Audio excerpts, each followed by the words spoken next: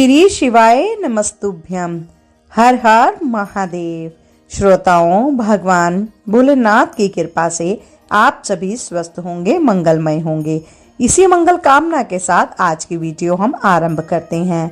श्रोताओं, हम आपको सुना रहे हैं श्री शिव महापुराण की कथाएं, जिसमें हमने पिछले अध्याय में माँ जगदम्बा का पार्वती अवतार किस प्रकार से हुआ यह जाना। आज की वीडियो में हम जानेंगे कि कैसे शिवजी जी ने कामदेव को भस्म किया। एक समय शिवजी जी ने यह इच्छा की कि हम परिश्रम पूर्वक तप करें तथा अपने नाम का स्वयं स्मरण करें। यह विचार कर वे अपने गणों सहित हिमालय पर्वत की ओर चले। जब वे हिमालय पर्वत पर पहुंचे तो उन्होंने अपने डमरू को बजाना आरंभ कर दिया। उस स्थान पर गंगा जी की धारा बह रही थी और औषधियों का केंद्र होने के कारण वह जगह औषधप्रस्थ के नाम से प्रसिद्ध थी। वहां पक्षी मधुर ध्वनि में चहचहाते थे तथा अनेक प्रकार के रंग बिरंगे पुष्प खिले हुए थे। उस श्रेष्ठ स्थान को देखकर शिवजी जी तप करने की इच्छा से वहीं बैठ गए और अपने स्वरूप का ध्यान धरने लगे। उन्होंने कुंभक, रेचक तथा पूरक इन तीनों प्रकार के प्राणायाम को करना आरंभ कर दिया। उनके नंदी, भृंगी आदि गण भी शिवजी जी का ध्यान धरते हुए उस स्थान पर बैठ गए। जब हिमाचल में भगवान सदाशिव के आगमन का समाचार सुना तो वे बड़ी सज धज के साथ उनके समीप जा पहुँचे। फिर शिवजी जी की बहुत प्रकार से स्तुति प्रशंसा करते हुए बोले, हे प्रभु, मेरे धन्य भाग्य हैं जो आप यहाँ पधारे हैं। अब आप मुझे कोई आज्ञा दीजिए जिसका पालन करके मैं कृतार्थ हो जाऊं। यह सुनकर शिवजी जी ने हंसते हुए कहा कि हे पर्वतराज, हम यहाँ तपस्या करने के हेतु आए हैं और कुछ दिनों तक यही निवास करेंगे। हम केवल यही चाहते हैं कि जब तक हम यहाँ रहें तब तक हमारे समीप कोई न आने पाए। हिमाचल ने इस आज्ञा को शिरोधार्य करते हुए कहा कि हे स्वामी, आप जो चाहते हैं वही होगा। मेरा यह परम सौभाग्य है कि आपने यहाँ पधार कर मुझे प्रतिष्ठा प्रदान की है। इतना कहकर हिमाचल शिवजी जी की आज्ञा लेकर अपने घर लौट आए और सब जगह यह राजाज्ञा घोषित कर दी कि औषधप्रस्थ पर कोई व्यक्ति न जाने पाए। यदि कोई जाएगा तो वह मृत्यु दंड पाएगा।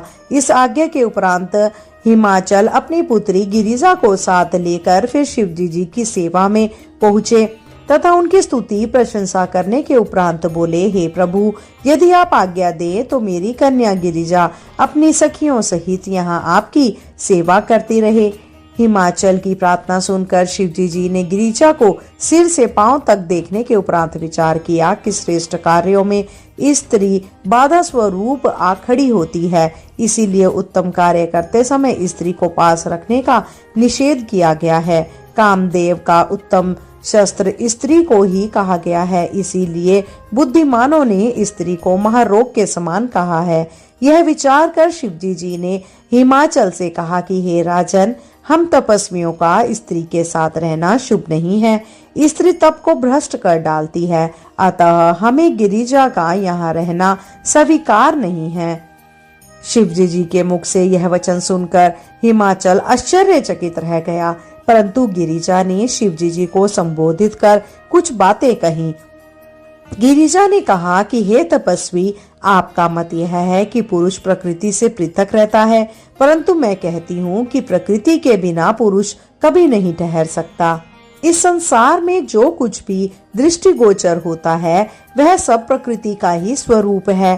प्रकृति जड़ तथा चैतन्य को अपने वश में रखती है। आपकी समझ में तो पुरुष और प्रकृति अलग अलग हैं, परंतु मेरी समझ में पुरुष प्रकृति से मिला हुआ है, क्योंकि कहना, सुनना तथा तपस्या करना आदि सब कार्य माया के रूप हैं। जो मनुष्य माया से अलग है उसे तो तपस्या करते समय किसी के द्वारा विघ्न डाले जाने का भय होना ही नहीं चाहिए। गिरिजा के ऐसे वचन सुनकर शिवजी जी बोले कि हे गिरिजे, तुम्हारी यह बुद्धि केवल अपने मन से उत्पन्न की हुई है, जिसे केवल अनुमानिक ही कहा जा सकता है। तुम्हें यह जान लेना चाहिए कि ब्रह्मा सबसे श्रेष्ठ है। माया कभी स्वाधीन नहीं है क्योंकि वह जड़ होती है। यदि तुम्हें ऐसा अहंकार है कि माया और ब्रह्मा एक दूसरे से अलग नहीं रह सकते तो तुम ब्रह्मा को रोक क्यों नहीं लेती हो। इतना कहकर शिवजी जी चुप हो गए। तब हिमाचल शिवजी जी की स्तुति करने के उपरांत अपने घर को लौट गए, परंतु गिरिजा को सखियों सहित वहीं छोड़ गए। इस बार शिवजी जी ने भी उनसे यह आग्रह नहीं किया कि वे गिरिजा को लौटा ले जाएं। अस्तु गिरिजा प्रतिदिन अपनी सखियों सहित शिवजी जी की सेवा करने लगी। वे वन से अनेक प्रकार के पुष्प आदि तोड़ कर लाती और शिवजी जी का पूजन किया करती थी, परंतु शिवजी जी का चित्त किसी भी प्रकार चलायमान न हुआ। गिरिजा अपने मन में विचार किया करती थी कि शिवजी जी मुझे किसी प्रकार स्वीकार करेंगे। उधर शिवजी जी भी अपने मन में यह सोचते कि यदि मैं गिरिजा को इसी समय ग्रहण कर लूंगा तो इसे अपने मन में बहुत अहंकार हो जाएगा। इसके अतिरिक्त तीनों लोकों में मेरी निंदा भी होगी, और क्योंकि उस समय लोग यह कहेंगे कि शिवजी जी ने काम के आवेश में गिरिजा को ही स्वीकार कर लिया है। अस्तु जब गिरिजा मेरे लिए बहुत तपस्या करेगी तब मैं इसके मनोरथ को पूर्ण करूंगा। यह निश्चय कर शिवजी जी ध्यान में मग्न हो गए। उसी समय तारेक नामक दैत्य के द्वारा दुखी होकर सब देवता ब्रह्मा जी की शरण में आए। देवताओं की प्रार्थना सुनकर उन्होंने उन्हें उत्तर दिया, हे देवताओं, तारक ने शिवजी जी से ऐसा वरदान प्राप्त किया है कि उसे शिवजी जी के अतिरिक्त और कोई नहीं मार सकेगा।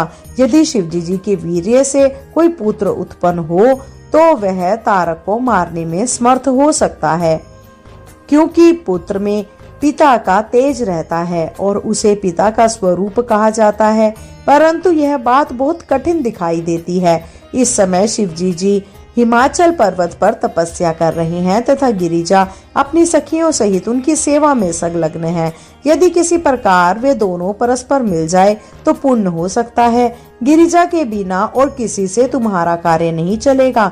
मैं तुम्हें एक उपाय बताता हूँ, तुम उसके अनुसार कार्य करो। वह उपाय तुम्हारा कार्य यह है कि तुम कामदेव को शिवजी जी के पास भेजो। वह शिवजी जी के मन में गिरिजा के प्रति स्नेह उत्पन्न करें। बस इतना होते ही सब कार्य स्वयं ही सिद्ध हो जाएंगे। यह बात सुनकर सब देवता बहुत स्तुति करते हुए अपने घर को चले गए। तदुपरांत इंद्र ने कामदेव को अपने समीप बुलाकर उससे कहा कि हे कामदेव, तुम देवताओं के हितैषी तथा उनका सब कार्य सिद्ध करने वाले हो। अस्तु ब्रह्मा जी ने जो उपाय बतलाया है उसके अनुसार कार्य सिद्ध करने के हेतु तुम शीघ्र तैयार हो जाओ। वीरों की परीक्षा युद्ध के समय ली जाती है। उदार लोगों को समय के अनुसार पहचाना जाता है। इसी प्रकार विपत्ति पड़ने पर मित्र तथा स्त्री की परीक्षा का अवसर होता है। अस्तु इस अवसर पर मैं तुम्हारी मित्रता की परीक्षा लेना चाहता हूँ। इस कार्य में केवल मेरा ही स्वार्थ नहीं है, अपितु अन्य सब लोगों का ही हित है। इंद्र की बात सुनकर कामदेव ने उत्तर दिया कि हे देवराज, मैं आपकी प्रत्येक आज्ञा का पालन करने को प्रस्तुत हूँ। कामदेव की इन बातों को सुनकर इंद्र ने अत्यंत प्रसन्न हो उसे अपने पास बैठाते हुए कहा कि हे ममंथन, अब सुनो, तारक दैत्य ने शिवजी जी की तपस्या करके उनसे अमोघ वरदान प्राप्त किया है। उसने धर्म कर्म को नष्ट करके उस वरदान के बल पर देवताओं के संपूर्ण सुखों को छीन लिया है और उनके पद पर अपने साथी दैत्यों को प्रतिष्ठित कर दिया है। उसके ऊपर देवताओं के सभी अस्त्र शस्त्र निष्फल हो गए हैं। इस कारण सभी देवता अत्यंत चिंतित एवं दुखी हैं। ब्रह्मा जी ने इस कष्ट से मुक्ति प्राप्त करने का यह उपाय बतलाया है कि शिवजी जी के वीर्य द्वारा किसी पुत्र की उत्पत्ति हो तो वह तारकासुर का वध करने में समर्थ हो सकेगा। शिवजी जी स्वयं अपने भक्त तारक को अपने हाथ से नहीं मारेंगे। अब कहना यह है कि इस समय शिवजी जी हिमाचल पर्वत पर बैठे हुए तपस्या कर रहे हैं तथा गिरिजा अपनी सखियों सहित उनकी सेवा में संलग्न है। तुम अपनी माया द्वारा शिवजी जी को मोहित कर दो, उनका संयोग गिरिजा के साथ करा दो। ऐसा करने से शिवजी जी के द्वारा पुत्र उत्पन्न होना संभव हो जाएगा। और इसके पश्चात इंद्र की इस बात को कामदेव ने स्वीकार कर लिया। तदुपरांत वह शिवजी जी पर विजय प्राप्त करने हेतु इंद्र से विदा लेकर अपनी पत्नी के साथ चल दिया। जिस समय वह चला उस समय अनेक प्रकार के अपशगुन होने लगे। होनी के वशीभूत होकर उसने उन उपशगुनों पर भी कोई विचार नहीं किया। उसने बसंत आदि अपनी संपूर्ण सेना को एकत्रित किया और अत्यंत अहंकार से भरकर शिवजी जी पर विजय प्राप्त करने के लिए हिमाचल पर्वत की ओर प्रस्थान किया। मार्ग में वह इस बात पर निरंतर विचार करता चला जा रहा था कि मैं शिवजी जी के ऊपर किस प्रकार विजय पाऊंगा। अस्तु जब वह शिवजी जी के समीप पहुंचा उस समय उसने अपनी माया द्वारा सब ओर वसंत ऋतु को फैला दिया। बसंत ऋतु के फैलते ही उस स्थान पर चारों ओर रंग बिरंगे फूल खिल गए तथा लताओं ने प्रकट होकर वृक्षों से आलिंगन करना आरंभ कर दिया। अनेक प्रकार के पक्षी मीठे स्वरों में चहचहाने लगे। जिन लोगों को अपने ज्ञान का बड़ा अभिमान था वे भी कामदेव की माया में पड़े बिना ना रहे। सबका तप और संयम नष्ट हो गया। चराचर जगत में ऐसा कोई भी प्राणी नहीं बचा जिसे कामदेव के बाणों ने घायल ना किया हो। यद्यपि यह अवस्था एक मुहूर्त भर ही रही परंतु इसी बीच सब लोगों का विवेक नष्ट हो गया। संपूर्ण संसार तो कामदेव के वशीभूत हुआ परंतु शिवजी जी और उनके गणों पर कामदेव का कोई प्रभाव ना पड़ा। जिस समय कामदेव शिवजी जी के पास पहुंचा उस समय उनका संपूर्ण बल नष्ट हो गया। कामदेव की शक्ति क्षीण होते ही संसार के सभी प्राणी उसी प्रकार पूर्व स्थिति में आ गए जिस प्रकार की नशा उतर जाने पर मनुष्य पुनः से होश में आ जाता है।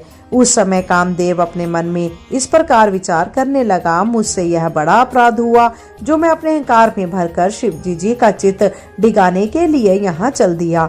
अब शिवजी जी के क्रोध से मेरी मृत्यु अवश्य ही होगी।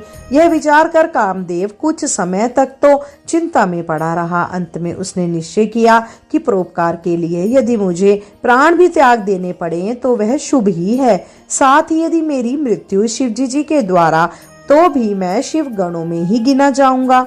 अतः मुझे मृत्यु का भय त्याग कर देवताओं के कार्य सिद्ध करने चाहिए।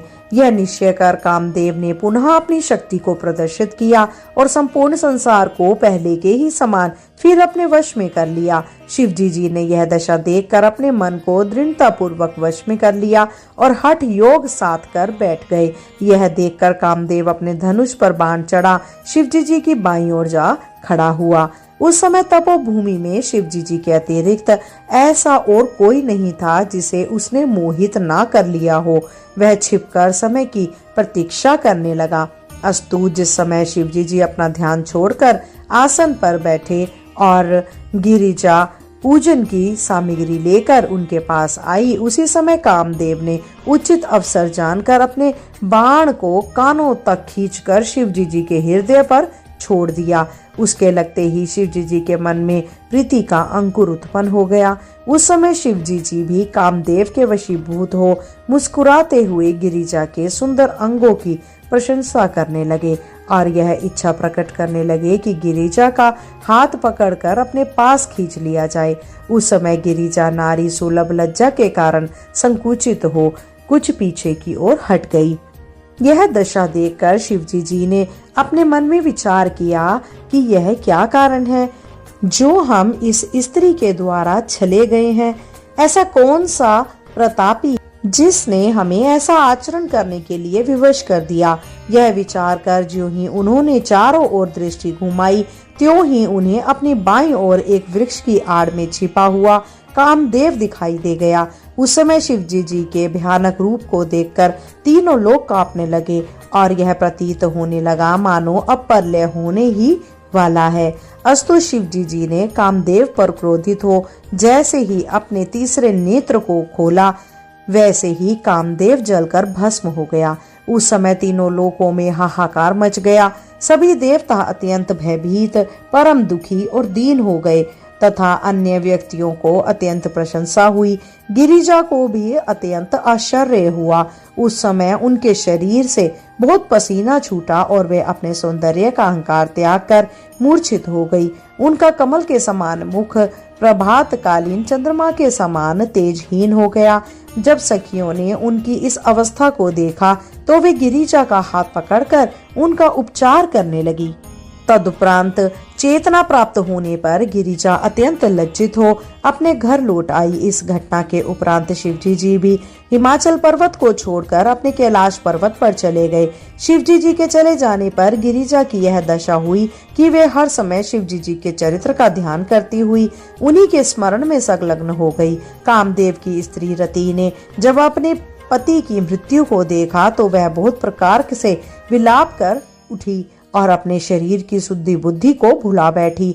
जब उसे कुछ चेतना हुई तब वह अपने पति के शव को संबोधित करते हुए इस प्रकार कहने लगी, हे स्वामी, मैंने आपको पहले भी बहुत समझाया था कि शिवजी जी के साथ वैर करना उचित नहीं है, परंतु आपने दूसरों के वश में पड़कर मेरी बात पर कोई ध्यान ही नहीं दिया।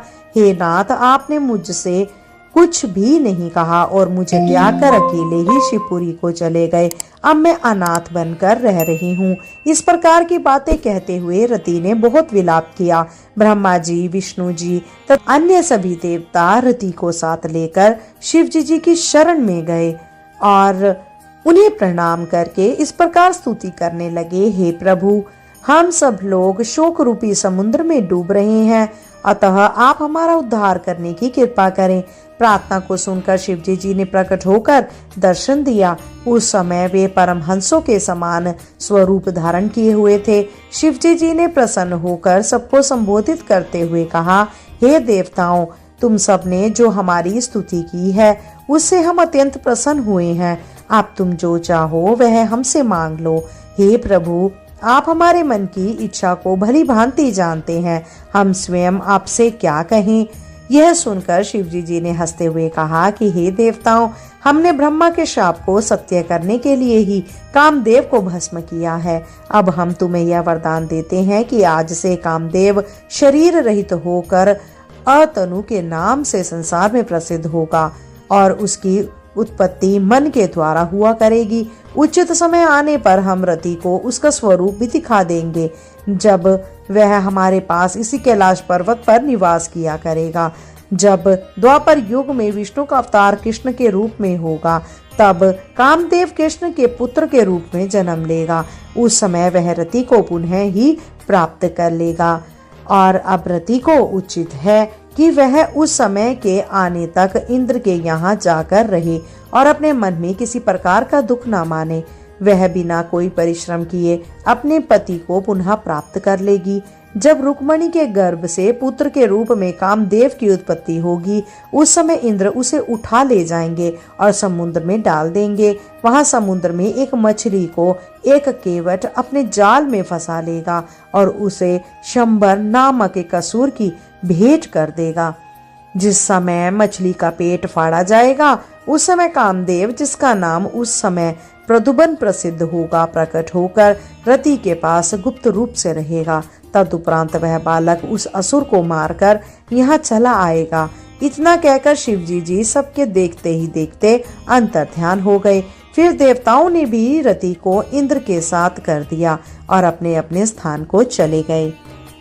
बोलिए भोलेनाथ की जय। श्रोताओं, यह अध्याय यहीं समाप्त होता है। इसके आगे की कथा में हम आपको सुनाएंगे कि कैसे आदिशक्ति माँ पार्वती ने शिवजी जी को अपने कठिन तप से प्रसन्न किया और उन्हें पति रूप में प्राप्त किया। बोलिए भोलेनाथ की जय। देवों के देव महादेव की जय। श्रोताओं, यह अध्याय यहीं समाप्त होता है। अगर आपने इस वीडियो का आनंद लिया हो तो कृपया करके वीडियो को लाइक और शेयर करें। अगर आप चैनल पे नए हैं तो कृपया करके सब्सक्राइब अवश्य करें। शीघ्र मिलते हैं नई वीडियो और नई जानकारी के साथ। जब तक के लिए जय श्री कृष्ण, राधे राधे।